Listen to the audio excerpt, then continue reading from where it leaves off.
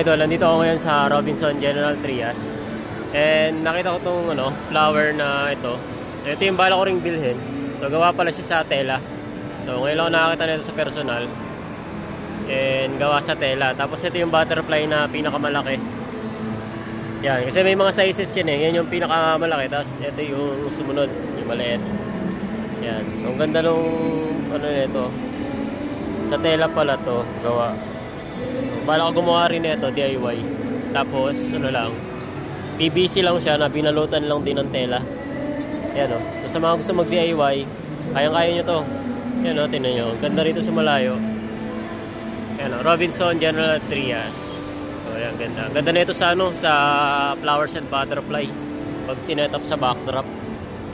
Ayan o, tapos lalagyan pa natin ng maliliit na flower. Nice one. Gagawa rin ako nito. So kailangan lang pa siya, kailangan pala ito ng alambre. Ayan o. Yung alambre na pambulaklak. Yun lang, and maraming salamat.